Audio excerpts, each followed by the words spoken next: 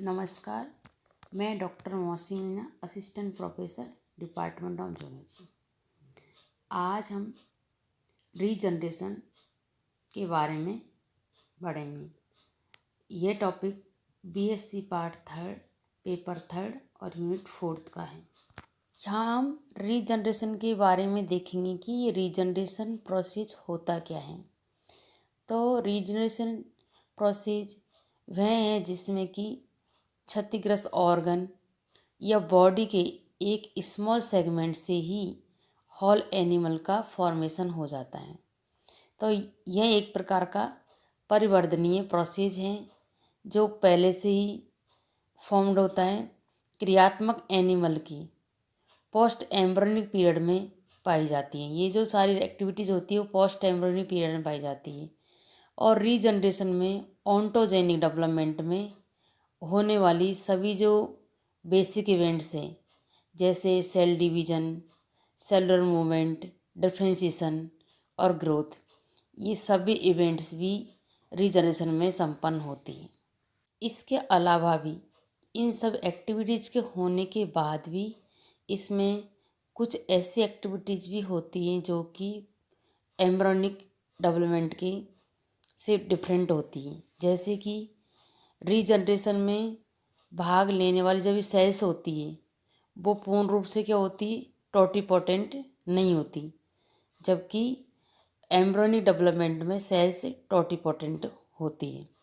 और रीजनरेशन में इसके अलावा सेल्स की जो कार्य की स्थिति होती है वो भी एम्ब्रियोनिक सेल से डिफरेंट होती है। फिर भी इनमें रीजनरेशन और एम्ब्रियोनिक डेवलपमेंट दोनों ही एक तरह से एपिजेनेटिक प्रोग्राम हैं, जिनमें कि जीन का प्रदर्शन और जीन की जो प्रोग्रामिंग होती है वो सेम ही होती है। अब हम यहाँ टाइप्स ऑफ रीजनरेशन, मतलब रीजनरेशन के प्रकारों के बारे में देखेंगे कि ये कितने प्रकार के होते हैं।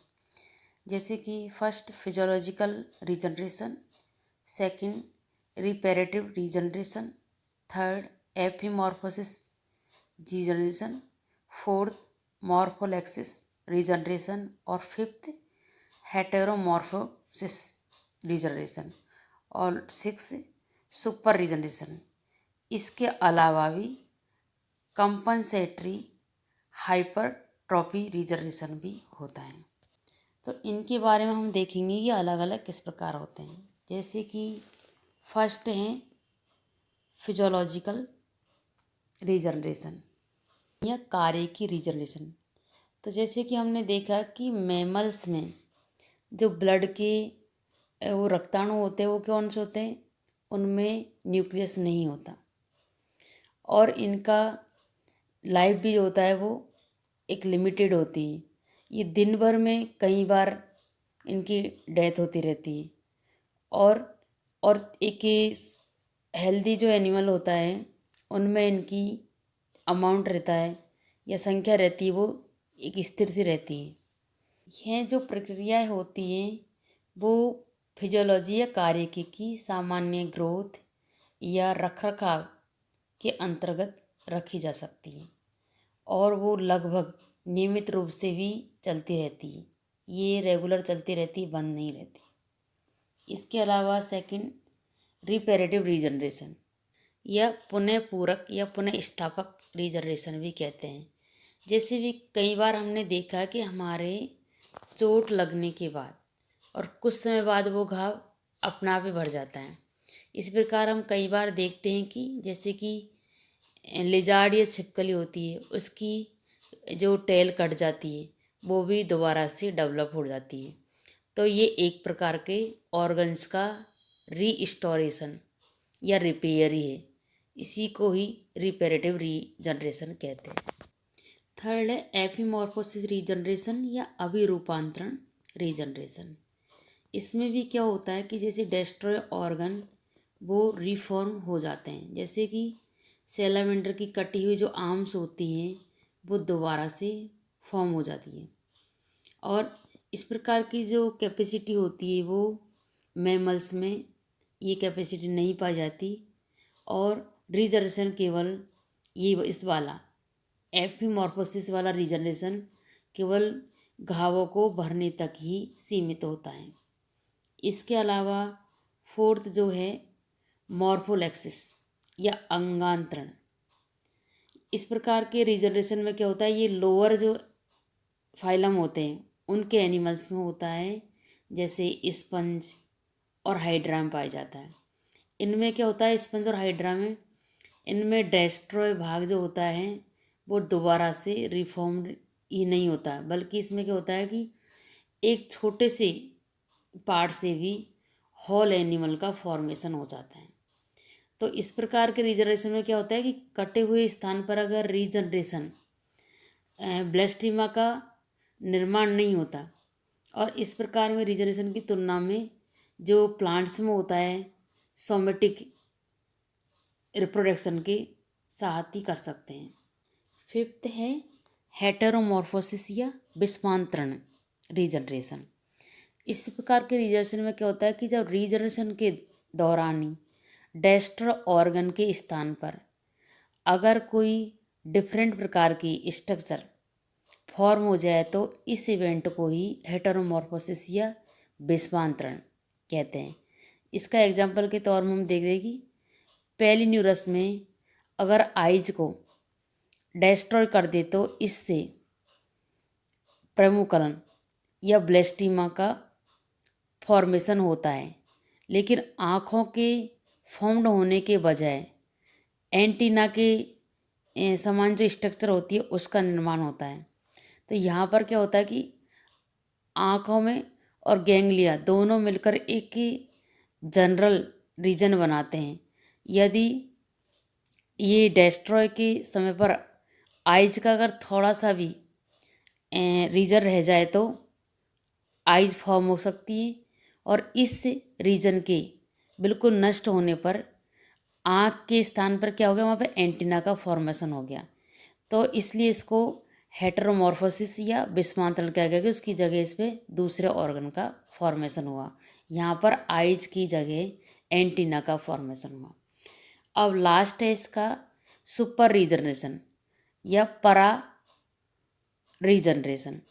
इस प्रकार के रीजनरेशन में क्या होता है कि डेस्ट्रॉय ऑर्गन के स्थान पर वही स्ट्रक्चर एक्स्ट्रा फॉर्म में फॉर्म होती है, जैसे कि सैलामेंडर के पैर में केवल अगर एक चीरा लगा दिया जाए तो उसके स्थान पर एक दूसरा एक्स्ट्रा पैर का फॉर्मेशन हो जाता है। तो यहाँ पर क्या हुआ, रीजनरेशन द्वारा जो फॉर्म्ड अंग है वो क्या होता है, वो अतिरिक्त होता है, इसलिए इसे सुपर रीजनरेशन भी कहते हैं। और इन सब के अलावा मैंने अभी बताया था कि इसके अलावा भी कंपनसेटरी हाइपरट्रॉफी भी रीजनरेशन होता है।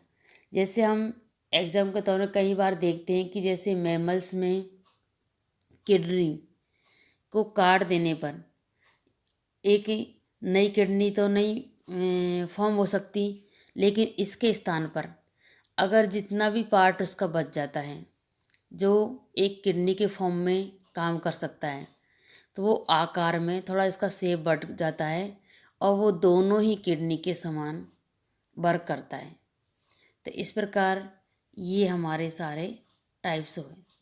अब हम यहाँ रीजनरेस एबिलिटी इन एनिमल किंगडम, मतलब एनिमल किंगडम में रीजनरेशन की कैपेसिटी देखते हैं कि किस में कितनी होती है। तो जैसे कि ये देखा कि रीजनरेशन सभी एनिमल्स में पाया जाता है, लेकिन इसकी एबिलिटी होती है रीजनरेट होने की वो अलग होती है। तो किसी में तो ये एक लॉस्ट पार्ट ही डिफर हो जाता है, और कई वेरियस ग्रुप में एनिमल के फॉर्म में डिफरेंट होते हैं। जैसे अब यहाँ पर हम देखेंगे regeneration in protozoa, regeneration in vertebrates और रीजनरेशन इन वर्टिब्रेट्स। इन तीनों के टाइप्स में रीजनरेशन की पावर देखेंगे किसमें कैसे होती है। जैसे कि अभी देखा था कि कुछ में तो डेस्ट्रस ऑर्गन के स्थान पर दूसरा ऑर्गन ही फॉर्म हो जाता है, और कुछ में उसके अलावा एक्स्ट्रा स्ट्रक्चर फॉर्म होती हैं, और कुछ में जैसे पुरानी स्किन उतरती रहती है और नई आती रहती है। तो इस प्रकार ये सब में इसकी कैपेसिटी अलग अलग पाई जाती है। अब हम देखते हैं कि प्रोटोजोआ में रीजनरेशन कैसे होता है। तो देखा कि प्रोटोजोआ के एनिमल्स में रीजनरेशन की जो कैपेसिटी है वो बहुत ज़्यादा पाई जाती है। और प्रोटोजोआ के एनिमल्स में को अगर अलग अलग टुकड़ों में डिवाइड कर दिया जाए तो उनका क्या होता है कि जो प्रत्येक सेगमेंट है जिनमें अगर न्यूक्लियस का थोड़ा सा भी पार्ट रह जाता है वो ही होल एनिमल को फॉर्म कर जाता है। और तो इसमें हमने देखा कि जिन एनिमल्स में न्यूक्लियस मीन्स मैक्रोन्यूक्लियस या गुरु केंद्रक भी कहते हैं, उसमें रीजनरेशन की कैपेसिटी बहुत अधिक पाई जाती है। अब हम यहाँ पर regeneration in invertebrates means protozoa के अलावा भी और कौन कौन से एनिमल्स में रीजनरेशन होता है। देखिए, regeneration in Porifera, regeneration in coelenterates, regeneration in Platyhelminthes, regeneration in nematodes और रीजनरेशन इन एनिडा। इसके अलावा regeneration Arthropoda, regeneration in Mollusca और लास्ट रीजनरेशन इन इकाइनोडर्मेटा। तो हम देखते हैं कि रीजनरेशन पॉरीफेरा में कैसे होता है। जैसे कि रीजनरेशन इन पॉरीफेरा के अंतर्गत हम देखते हैं इसके अंतर्गत क्या आते हैं, स्पंज। तो स्पंजों में पुनर्रचन और रीजनरेशन ये दोनों ही कैपेसिटी पाई जाती है। जैसे कि स्पंज की 200 या इससे भी अधिक जो डिफरेंट सेल्स को और कैल्शियम और मैग्नीशियम आयन की उपस्थिति में किसी भी उसमें रखा जाए तो ये सेल्स भी आपस में संयोजित हो जाती हैं और एक नए स्पंज का फॉर्मेशन कर देती हैं। तो ये क्या होता है, इसको इवेंट को क्या कहते हैं हम, पुनर्रचन, मतलब दोबारा फॉर्म हो गए। और यदि स्पंज के डिवाइडेड जो पीसेज होते हैं उनमें पिनोकॉर्डम या कॉइनोडर्म दोनों ही जो लेयर होती है उपस्थित हो तो उनमें क्या होता है, उनमें रीजनरेशन हो सकता है। इसका अलावा दूसरा कौन सा है, रीजनरेशन इज सीरेंट्रेटा। तो सीरेंट्रेटा में कैसे होता है, सीरेंट्रेटा के एनिमल्स में भी मॉर्फोलैक्टिक प्रकार का रीजनरेशन पाया जाता है। तो मॉर्फोलैक्टिक को क्या कहते हैं, अंगांतरण भी कहते हैं। इसमें सीरेंट्रेटा में कौन से एनिमल्स आते हैं, जैसे हाइड्रा। तो हाइड्रा में ट्रेम्बले ने रीजनरेशन से रिलेटेड एक्सपेरिमेंट किए थे और उन्होंने देखा कि हाइड्रा के अगर बॉडी को 200 से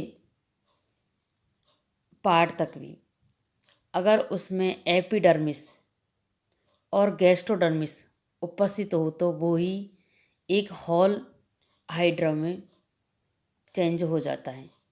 हाइड्रा का जो होता है प्रत्येक जो सेगमेंट होता है उनमें पॉलिरिटी भी पाई जाती है और जो भाग माउथ के अधिक नज़दीक होता है वह अग्रभाग होता है और इससे हमेशा आगे का भाग ही फॉर्म होता है। और अगर हम हाइड्रा को उदग्र रूप से कट करते हैं तो इसका जो माउथ वाला पार्ट है वो हाइड्रा फॉर्म होता है। तो रीजनरेशन के जो एक्सपेरिमेंट हुए उनमें पाया कि इसके जो एंटीरियर पार्ट है उसमें रीजनरेशन की कैपेसिटी अधिक पाई जाती है और जो पोस्टीरियर पार्ट है उनमें रीजनरेशन की कैपेसिटी कम होती है। इसी प्रकार हम देखते हैं कि प्लेटीहेल्मिन्थीज में रीजनरेशन कैसे होता है। तो प्लेटीहेल्मिन्थीज के जो एनिमल्स हैं उसके रूप में देखें हमने एग्जाम्पल के तौर में प्लेनेरिया के अलावा जो दूसरे एनिमल्स हों उनमें रीजनरेशन की कैपेसिटी नहीं पाई जाती। तो प्लेनेरिया में भी जैसे कि अभी हमने देखा था हाइड्रा के समान ही जो इसका कटा हुआ भाग है वो दोबारा दूसरे प्लेनेरिया का फॉर्मेशन कर देता है और ये एक न्यू फॉर्म का जो शेप है वो पेरेंटल स्ट्रक्चर से थोड़ा छोटा भी हो जाता है। तो प्लेनेरिया में हमने देखा कि इनकी जो सेगमेंट्स होते हैं उनमें पोलैरिटी पाई जाती है। तो इसमें क्या हुआ है कि जो सेपरेट हुआ सेगमेंट का अगर एंट्री पार्ट से हमेशा क्या होता है कि एंट्री भाग ही फॉर्म होता है, उससे पोस्टीरियर भाग का फॉर्मेशन नहीं होता। तो इस प्रकार ये थोड़ा हाइडर से डिफरेंट है।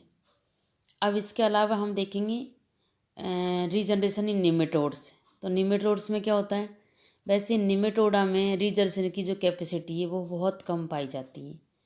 इन एनिमल्स में रीजनरेशन की कैपेसिटी ओनली एक बाउंड या घाव को भरने तक ही सीमित होती है।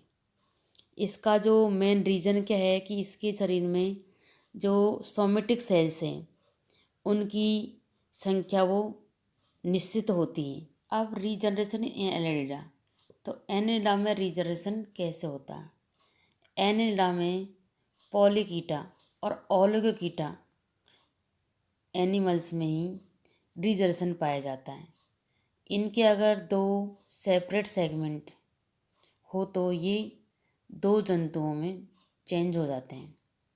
यदि इनके प्राणी के बीच में से अगर अलग कर दिया जाए तो इनका जो एंट्री सेगमेंट है वो पीछे के सभी सेगमेंट का फॉर्मेशन कर लेता है, लेकिन अगर इनका पोस्टीरियर जो पार्ट है वो आगे के केवल कुछ ही सेगमेंट्स का फॉर्मेशन कर सकता है। तो इन एनिमल्स में रीजनरेशन की जो कैपेसिटी होती है वो प्लेनेरिया के समान होती है।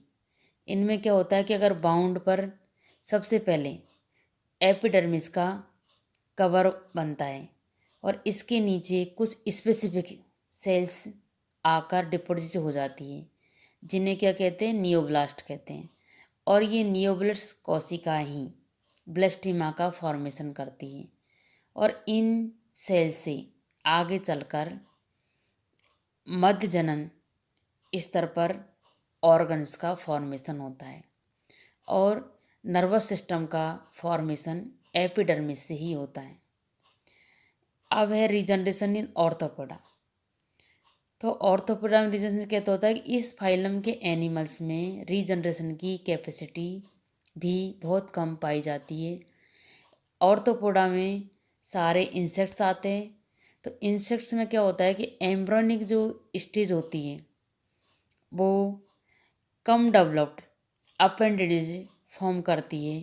तो क्रेस्टिया के एनिमल्स में लिम्ब का फॉर्मेशन एडल्ट अवस्था में ही हो जाता है। इसके अलावा जो स्पाइडर और केकड़ों में ऑटोटॉमी की क्रिया भी पाई जाती है। जैसे लेग्स को ये खुद ही सेपरेट कर देते हैं और उनके स्थान पर एक काइटिनी प्लग से इनका जो बाउंड है वो कवर हो जाता है और रीजनरेशन बर्ड फॉर्म होती है जो कि एपीमॉर्फोसिस द्वारा नए लिम्ब का फॉर्मेशन कर लेती है। अब इसके अलावा आता है रीजनरेशन इन मोलस्का। तो इन एनिमल्स में क्या होता है, मोलस्का में एनिमल्स में रीजनरेशन की कैपेसिटी भी बहुत कम पाई जाती है। इनमें क्या होता है कि जो व्रंत युक्त जो आँखें होती है लिम्ब, वे हेड का कुछ भाग दोबारा से फॉर्म हो जाता है और इनका ब्रेन, गैंग्लियन और सीड्स के में रीजनरेशन की महत्वपूर्ण इनका रोल रहता है। अब लास्ट जो रीजनरेशन है इकाइनोडर्मिटा। तो इस संघ के एनिमल्स में भी रीजनरेशन कैपेसिटी थोड़ी कम पाई जाती है। इनमें क्या होता है कि एनिमल्स में कटी हुई जो आर्म्स होती हैं वो केंद्रीय डिस्क दोबारा से फॉर्म्ड हो जाती हैं। जैसे कि ताराफिश में यह पाया गया कि यदि इसकी केवल एक आर्म के साथ सेंट्रल डिस्क का अगर 5वां पार्ट भी हो तो इससे रीजनरेशन द्वारा पूरे एनिमल का फॉर्मेशन हो जाता है। तो यहाँ पर हमने रीजनरेशन इन इनवर्टिब्रेट्स में देखा कि ये जैसे जैसे फाइलम आगे बढ़ते गए ऐसे ही इनमें रीजनरेशन की कैपेसिटी भी कम होती चली गई। अब हम यहाँ देखेंगे कि रीजनरेशन इन वर्टिब्रेट्स में रीजनरेशन कैसे होता है। जैसे कि regeneration in fishes, regeneration in amphibia, regeneration in reptiles, regeneration in birds और लास्ट रीजनरेशन इन मैमल्स। इन अलग अलग फाइलम में देखेंगे कि इनमें रीजनरेशन कैसे होता है। जैसे कि सबसे पहले हम देखते हैं कि रीजनरेशन इन फिशेज या मछलियों में रीजनरेशन कैसे होता है। मछलियों में रीजनरेशन बहुत ही लिमिटेड होता है। यदि फिशेज के फिन्स डेस्ट्रॉय हो जाए तो ये दोबारा से फॉर्म हो जाता है और इसके अलावा और दूसरे ऑर्गन इनके जल्दी से फॉर्म नहीं होते। अब इसके अलावा रीजनरेशन एम्फीबिया, तो जितने भी जो वर्टिब्रेट्स एनिमल्स हैं उनमें एम्फीबिया में रीजनरेशन की कैपेसिटी थोड़ी ज़्यादा पाई जाती है। जैसे न्यूट और सैलामेंडर के जो लार्वा होते हैं वो एडल्ट दोनों में ही destroy, limb, tail, external gills और इसके अलावा अपर और लोअर जॉज या जबड़े ये दोबारा से फॉर्म हो जाता है। और इसके अलावा एनुरा के जो एनिमल्स हैं उनमें रीजनरेशन कैपेसिटी बहुत कम होती है। केवल फ्रॉग के लार्वा में ही टूटी हुई जो टेल और लिम्ब या पैर में रीजनरेशन द्वारा दोबारा से फॉर्म होते हैं। लेकिन मेटामॉर्फोसिस के बाद एडल्ट में रीजनरेशन की जो कैपेसिटी होती है वो बिल्कुल ख़त्म हो जाती है। अब इसके अलावा देखते हैं कि रीजनरेशन इन रेप्टाइल्स में लिजार्ड्स, स्नेक्स ये सभी आते हैं। लिजार्ड में ऑटोटॉमी की क्रिया भी पाई जाती है। उससे क्या होता है कि ये अपनी टेल को तोड़ सकती हैं और बाउंड के स्थान पर ये स्किन से कवर हो जाता है। तो यहाँ पर रीजनरेशन बर्ड बनती है और कुछ दिनों बाद ही एक नई टेल का फॉर्मेशन हो जाता है। तो इस प्रकार इसमें जो टेल की लंबाई है वो छोटी होती है और इसमें एंडोस्केलेटन बहुत ही सिंपल प्रकार का होता है और इसके जो स्केल्स हैं वो भी जनरल स्केल से डिफरेंट होते हैं।